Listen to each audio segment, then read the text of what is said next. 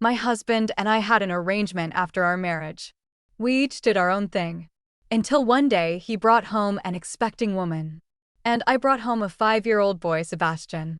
This is my son who's been living away from me. He's still so young. He can't be without his mother.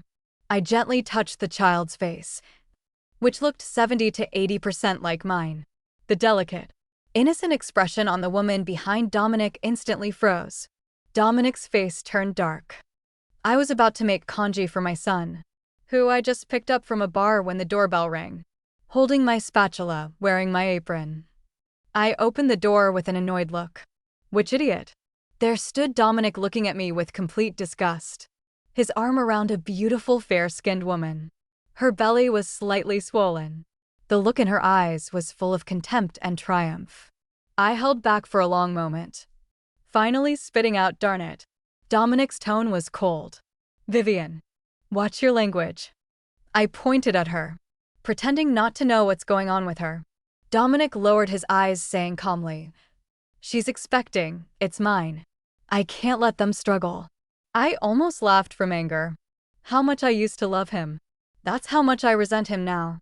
I resent his youthful devotion, his gentle romance, I sworn promise of "I'll never betray you in this lifetime." And I resent how he shattered all of it years later. I still remember when Dominic came home one day, with lipstick marks all over his neck and collar. He stopped sneaking around and started flaunting it in front of me. I demanded answers, screaming my lungs out. He loosened his tie, looking bored. "Vivian, can you stop being so unreasonable? Men need to entertain clients for business. You're not even being a supportive wife. And now you're making my life harder. Look at yourself. Do you still look like the daughter of the Montgomery family?" Later, when I went to pick him up from a private room, I saw him with his arm around a young, beautiful girl in the shifting lights. The same tender, doting expression. I thought it was mine alone. Never imagined he'd already given it to someone else. "Vivian, let's each do our own thing. You can hire male companions. Play however you want. I don't care. But likewise, you can't interfere with me either. Don't worry. You'll always be Mrs. Blackwood. I won't bring other women home or threaten your position." And now with one casual sentence, "She's expecting, I can't let them struggle." He brought her right to my face. All high and mighty men's words are nothing but lies. After all this time, I thought my heart would still ache. After all, I loved him so much once. But now I was surprisingly calm. The woman said softly, "Sister, Mr. Blackwood didn't want this either. But the baby needs a father. You're so generous. Surely you can make room for me and the baby. Mr. Blackwood and I truly love each other." As she spoke, tears fell down her face. What a delicate little white lotus. Dominic ate it up. Disgust appeared in his eyes as he looked down at me, warning, "Vivian, whether you accept it or not, Isabel is a kind girl. Don't you dare mistreat her." "Me? Are you out of your mind, Mommy?" A young, clear voice came from behind the couch, and a handsome, adorable boy poked his head out. He looked 70 to 80% like me. At that moment, I remembered I'd forgotten something. All my sadness vanished as I rushed into the kitchen. Oh no, my congee. But it was too late. The congee was completely burnt. Then someone tugged at my finger. "Mommy, it's okay. I'm not hungry yet." The little boy looked at me with big watery eyes, comforting me. His pretty face, rosy lips, soft little hand holding my finger and gently shaking it. My heart melted. I crouched down and planted a kiss on his cheek. "I can't let my baby go hungry. Mommy will make more. Mommy makes the best congee." That cheating couple was instantly forgotten. My heart and eyes were full of this adorable son. A bad feeling rose in Dominic's chest. He'd been married to me for 9 years. In those 9 years, didn't he know whether I'd been expecting or not? Dominic's voice trembled. "Vivian, who is he?" Only then did I notice they were still there. I lazily lifted my eyes. "Dominic. This is my son who's been living away from me. As you can see, he's still young. He can't be without his mother." The delicate, innocent expression on the woman behind Dominic instantly froze. On her face, Next face turned dark. He exploded in rage. Vivian. His eyes turned red. His whole body radiating intense hostility. As if unable to accept this reality. As if he could mess around outside however he wanted. But me having a child by another man was unacceptable. The little boy pouted and frowned. "Uncle, you're so mean." Then he showed a clear, gentle smile, opening his arms to hug me. Not like me. I only care about mommy. My heartbeat seemed to stop for a moment, then pounded like drums. So cute. How could this charm be so adorable? I want to squeeze him. I held back my restless hands. There were still 2 scumbags to deal with. I gently covered the child's ears. Looking at Dominic mockingly. "What are you angry about? Isn't this exactly what you said? We don't interfere with each other." Veins throbbed at Dominic's temple, his teeth grinding as if forcefully suppressing his emotions. He stared at me coldly, his voice burning with rage. "Play around all you want. But who gave you permission to have another man's child?" "What? Dominic? You got someone expecting and brought her to my face saying, 'You can't let them struggle.' But I can't have another man's child. Do you think you have the right to say this?" I returned his look with a cold laugh. "Dominic, don't be such a hypocrite." Dominic panted heavily, then as if figuring something out. "Mirrored Vivian, are you jealous? Using some relative's kid to fool me. Playing hard to get won't work on me anymore." I couldn't understand how that fresh, clean, handsome young man became this heartless, greasy, delusional mess. Was I blind back then? He commanded me condescendingly, "Vivian, send this child away right now. And I won't hold this against you." Slap his disbelieving gaze on me. I shook my stinging hand. I didn't want to be this aggressive in front of the child. But when I heard those harsh words, I couldn't hold back. "Mr. Blackwood." The woman cried out, glaring at me angrily. "Vivian, how dare you treat Mr. Blackwood like this?" Slap right in front of Dominic. I slapped Isabel too. Isabel was stunned. "You actually hit me." Seeing Isabel rush at me recklessly to hit back, I calmly raised my foot. "What?" "Don't want the baby in your belly anymore." Isabel instinctively protected her belly, looking to Dominic for help. "Sister Vivian, you can leave now." I impatiently interrupted her performance, looking coldly at Dominic. "You cheated. I had an affair. You're about to have your own child. I already have mine. We're even." I pulled out the paternal test report and threw it in his face, to stop him from deluding himself into thinking I was joking. I sneered. "I my son and I am his biological mother." The word supports. Vivian Montgomery is the biological mother of Sebastian. On the report pierced Dominic's eyes painfully. "Seen enough. Then, get out right now. Don't delay me making kanji for my son." Dominic stayed silent, staring into my eyes for a while, trying to find the tolerance and love I used to have for him, or anger and despair or even resentment. Proof that I still cared about him. But this time he failed. I used to smash things in the house, arguing with him hysterically. I'd also put aside my pride as the Montgomery family's daughter, begging him with tears, even scolded him angrily using harsh words. But when love fades, only resentment and devastation remain. I don't understand why 2 people who loved each other so much ended up like this. I used to be confused, but now I'm too tired to think about it. My love for him was like a blazing fire. He extinguished it bit by bit. But the remaining flame still hoped he'd change his mind. But he dismissed it. Finally, I snuffed it out myself. Even if it was agonizing, even if it was painful, only ash-like calm remained in my heart. Dominic stared at me, his voice hoarse. "Vivian, you're serious." He suddenly got angry, ignoring Isabel and Sebastian's presence, fiercely grabbing my wrist with force that seemed to crush it. His expression as dark and dangerous as a stormy sea. "Who gave you permission to be serious?" Isabel looked at Dominic with fear and uncertainty. He didn't look like someone who has no feelings for Vivian anymore. Far from it. Clearly still cared about Vivian. Now, I was angry too. My free right hand slapped his other cheek without hesitation. Are you out of your mind? I yanked my left hand back, rubbing the red marks, angry with a hint of contempt. Who gave me permission?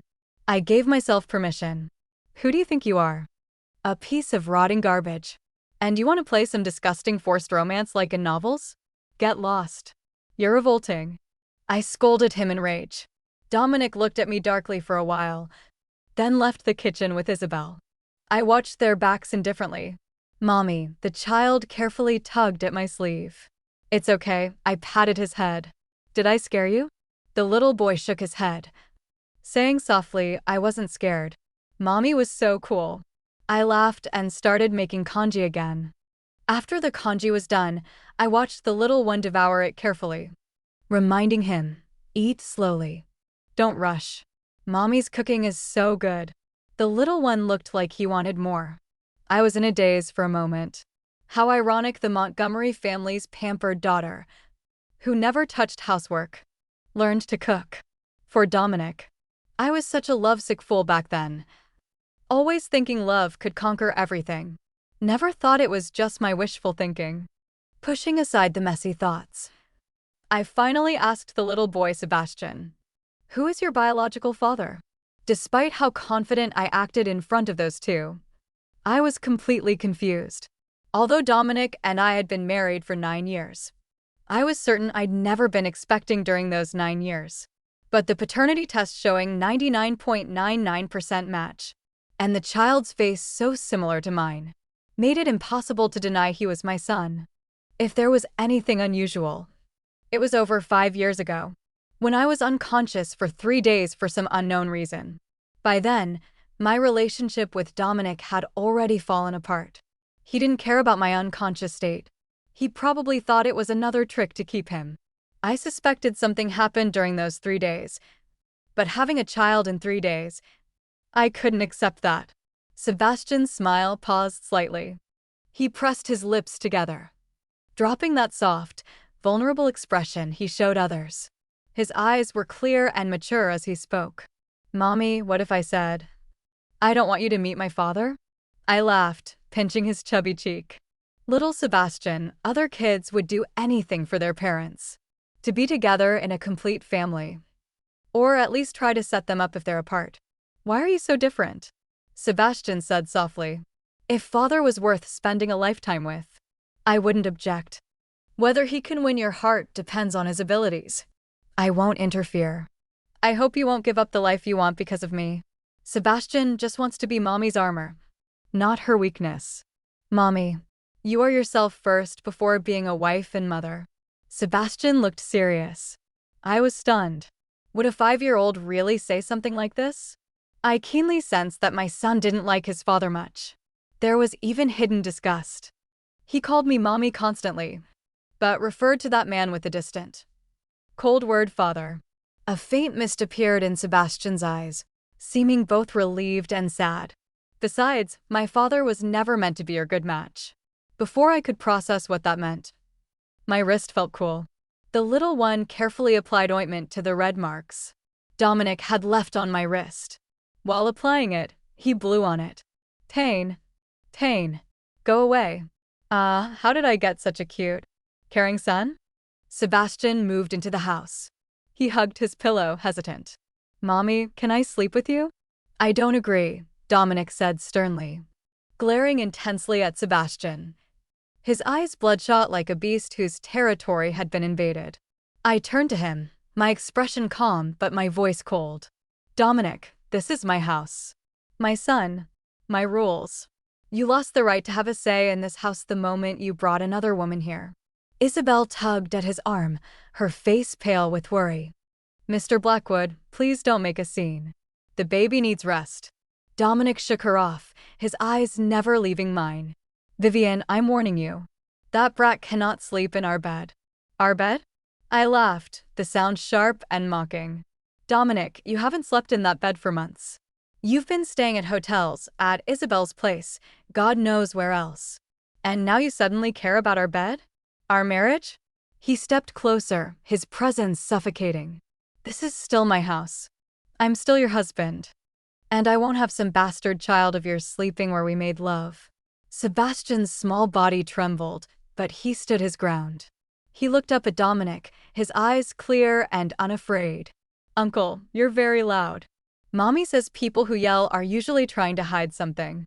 Dominic froze, then his face twisted with rage. You little bastard. Who taught you to speak to adults like that?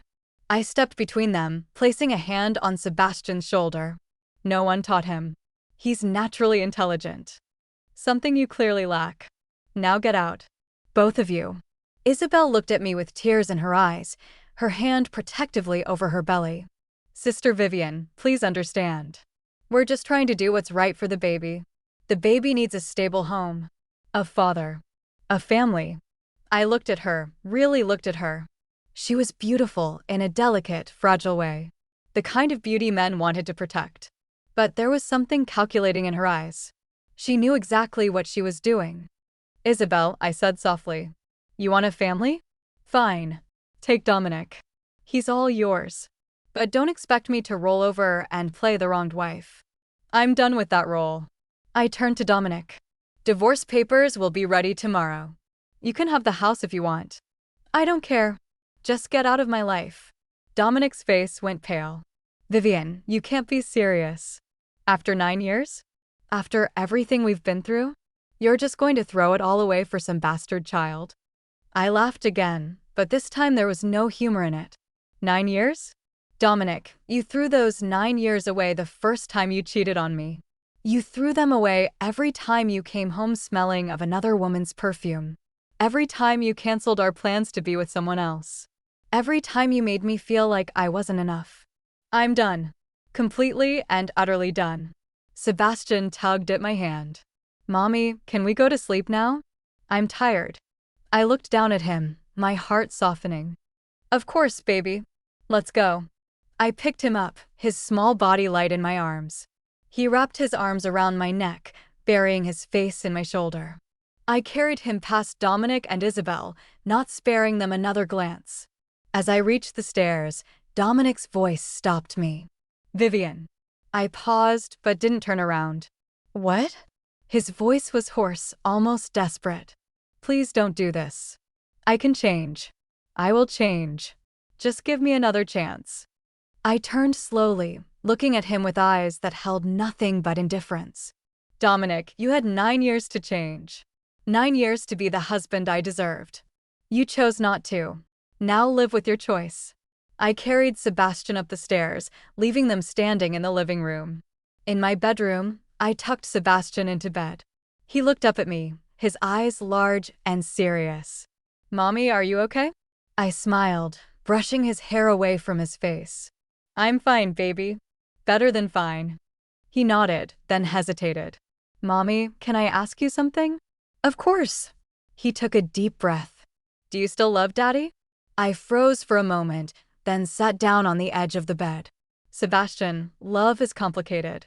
Sometimes people change, and the love you had for them changes too. I used to love your father very much. But he's not the same person I fell in love with. And I'm not the same person who loved him. He nodded slowly, absorbing my words. I understand. Mommy, do you think he'll ever change? I thought about it for a moment. People can change, Sebastian. But they have to want to change. And sometimes, even if they do change, it's too late. The damage is already done. He was quiet for a long time. Mommy, I'm sorry. Sorry for what? For making things harder. If I wasn't here, maybe you and Daddy could work things out. I pulled him into a hug. Never say that. You are the best thing that has ever happened to me. You're not making anything harder. You're showing me what real love looks like. Unconditional love. The kind I never got from your father. He hugged me back tightly. I love you, Mommy. I love you too, baby. More than anything. I tucked him in and kissed his forehead. Good night, my sweet boy. Good night, Mommy. I left the door slightly ajar and went to my own room. But I couldn't sleep.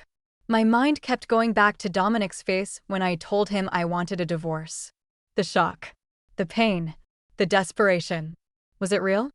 Or was he just upset because he was losing control? I didn't know. And honestly, I didn't care. I was done analyzing his every move, trying to figure out what he was thinking. I was done waiting for him to change. I was done being the victim in my own marriage. The next morning, I woke up to the smell of breakfast. I walked downstairs to find Sebastian in the kitchen, standing on a chair. He was carefully stirring something in a pot. "Sebastian? What are you doing?" He turned, a bright smile on his face. "Mommy, I'm making breakfast for you." I rushed over, worried he might hurt himself. "You shouldn't be cooking alone. It's dangerous." He shook his head. "I'm not alone. Daddy is helping me." I froze. "Daddy?" Dominic walked out from behind the island, looking tired but determined. "Good morning, Vivian." I stared at him, my mind racing. "What are you doing here?" "I thought I told you to leave." He gestured to Sebastian. "I couldn't leave without saying goodbye to my son. And he wanted to make breakfast for you." I looked at Sebastian, who was watching us with wide eyes. "Sebastian, did you ask Dominic to stay here last night?" Sebastian nodded. He was sleeping in his car outside. I saw him when I looked out the window. I felt bad, so I let him in. I turned to Dominic, my anger rising. "You slept in your car? Like a stalker?" Dominic ran a hand through his hair, looking exhausted. "I couldn't leave. Not like that. Not with everything so unresolved. I needed to think. To figure out what I really want." "And what did you figure out?" He looked me in the eyes, his expression intense. "That I don't want to lose you. That I've been an idiot. That I took you for granted. That I love you, Vivian. I really do." I laughed, but there was no humor in it. "You love me? Is that why you cheated on me? Is that why you brought another woman into our home?" Dominic flinched. I know I messed up. But I can change. I will change. Just give me a chance to prove it." I shook my head. "Dominic, it's too late. I've already contacted a lawyer. The divorce papers will be ready soon." His face went pale. "Divorce? Vivian, please. Think about this. Think about us. Think about Sebastian. He needs his parents together." Sebastian spoke up, his voice small but clear. "Daddy, Mommy doesn't want to be with you anymore. Can you just be happy that she's happy?" Dominic looked at his son, stunned. "Sebastian, but—" "No buts," Sebastian said firmly. "Mommy deserves to be happy. And if being with you doesn't make her happy, then you should let her go." I looked at my son with amazement. Where did this child come from? How could a 5-year-old be so wise? Dominic stared at Sebastian, then at me. He seemed to finally understand. He nodded slowly, his shoulders slumping. "I understand. I'll leave. But Vivian, if you ever change your mind—" "I won't," I said firmly. He nodded again, then turned to Sebastian. "Goodbye, son. I'll visit. If that's okay with your mother." I looked at Sebastian, who nodded. "That would be nice, Daddy." Dominic hesitated, then reached out to ruffle Sebastian's hair. Sebastian flinched slightly, but didn't pull away. Dominic's hand froze, then he withdrew it slowly. He looked at me one last time, his eyes full of pain. "Goodbye, Vivian." Then he turned and walked out the door. I watched him go, feeling nothing. No pain. No regret. No longing. Just relief. Sebastian tugged at my hand. "Mommy, are you okay?" I looked down at him and smiled. "I'm perfect, baby. Let's eat breakfast." Over the next few weeks, life settled into a new routine. Dominic moved out, though he visited Sebastian occasionally. Isabel had her baby, a healthy baby boy.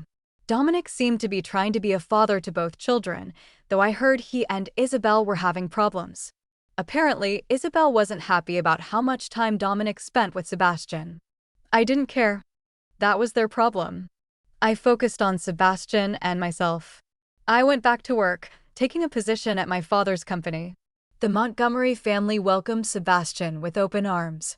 My father, who had never approved of Dominic, was thrilled to have a grandson. Sebastian flourished in the loving environment. He was happy, and that made me happy. One evening, as I was tucking Sebastian into bed, he asked me a question that had been on my mind for a while. "Mommy, who is my real father?" I sat down on the edge of the bed, looking at him seriously. "Sebastian, do you remember anything about your father?" He shook his head. "No. I lived with a nanny in another city. She said mommy was busy and couldn't take care of me. But she also said mommy loves me very much. I felt a pang of guilt. I had been so focused on my failing marriage that I had neglected my own son. I'm so sorry, Sebastian. I should have been there for you. He reached out and took my hand. It's okay, mommy. You're here now. That's what matters. I kissed his forehead. Yes, I'm here now. And I'm never leaving you again. He smiled, then his expression turned thoughtful. Mommy, can I ask you something else? Of course. How was I born? Did you have a big belly like Isabel? I hesitated, trying to figure out how to explain this to a 5-year-old. Sebastian, it's a bit complicated. You see, mommy and daddy were having problems. And mommy really wanted a baby. So mommy went to a special doctor who helped her have you. He nodded slowly. So I'm like a miracle baby? I laughed. Yes, you're my miracle baby. He seemed satisfied with this answer. Good. Because I love being your baby. I hugged him tight. I love being your mommy. That night, I lay in bed, thinking about Sebastian's question. How was he born? I had been so confused when I first saw the paternity test. How could I have a 5-year-old son when I had never been pregnant? Then I remembered. 5 years ago, Dominic and I had been fighting more than usual.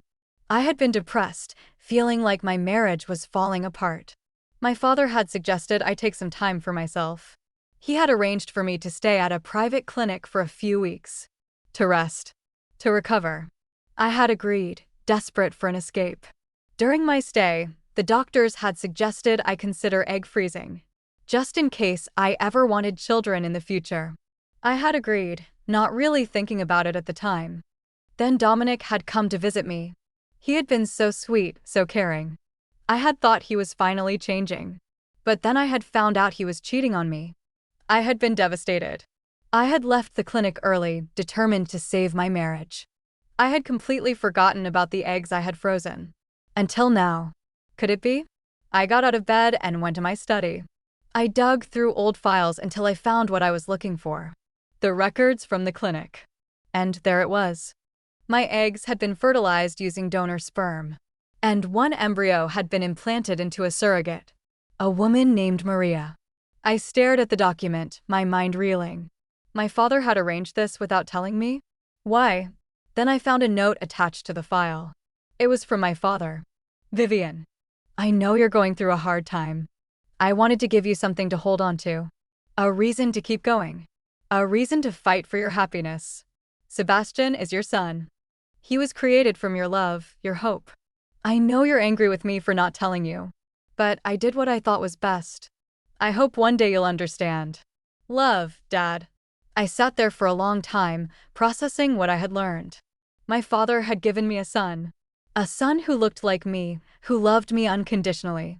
A son who had saved me from my own despair. I wasn't angry. I was grateful. The next morning, I called my father. Dad, I found the files. He was silent for a moment. I see. Are you angry? No, I said. I'm grateful. You gave me the most precious gift anyone could ever give me. You gave me Sebastian. His voice softened. I'm glad you feel that way, sweetheart. I just wanted you to be happy. I am happy, Dad. Happier than I've been in years. We talked for a while longer, then hung up. I went to Sebastian's room and woke him up. Good morning, my miracle baby. He rubbed his eyes and smiled. Morning, Mommy. I picked him up and hugged him tight. I love you, Sebastian. More than anything. I love you too, Mommy. Over the next few months, I focused on building a new life for Sebastian and myself. I filed for divorce from Dominic. He didn't fight it. He seemed resigned, almost relieved. We divided our assets amicably. I kept the house and custody of Sebastian. Dominic got to visit Sebastian whenever he wanted. Isabel gave birth to a healthy baby boy. Dominic seemed to be trying to be a good father to both children. I heard he and Isabel were having problems, but that wasn't my concern anymore. I was focused on my own happiness. And Sebastian's. One day, I was at the park with Sebastian when a man approached us. He was tall, with dark hair and kind eyes. Excuse me, he said. Are you Vivian Montgomery? I looked at him warily. Yes, I am. He smiled. I'm Dr. James Wilson. I was the doctor who oversaw your surrogacy 5 years ago. My heart skipped a beat. Dr. Wilson? He nodded. I wanted to speak with you about Sebastian's biological father. I felt a surge of anxiety. What about him? Dr. Wilson hesitated. I know this might come as a shock, but the donor sperm used to create Sebastian. He paused. It was donated by a close friend of your father's, a man named Alexander Knight. I stared at him, my mind racing. Alexander Knight? The CEO of Knight Enterprises? Dr. Wilson nodded. Yes. He's been asking about Sebastian for years. He wanted to reach out, but your father advised him to wait, to let you come to him when you were ready. I felt a strange mix of emotions. Shock, confusion, curiosity. Why would Alexander Knight want to know about Sebastian? Dr. Wilson seemed to read my mind. He's a good man, Vivian. He's never married, never had children of his own. He's been waiting for the right person. And I think he believes that person might be you. I looked at Sebastian, who was playing on the swings nearby. What do you want me to do? Dr. Wilson smiled. Nothing you don't want to do. I just wanted you to have all the information. The choice is yours. I thanked him and watched him walk away. Then I sat on a bench, watching Sebastian play. Alexander Knight. I had heard of him, of course. Everyone had. He was one of the most powerful, successful men in the country. But what did he want with me? With us? I didn't know. But for the first time in a long time, I felt curious. About the future. About possibilities. About love. The end.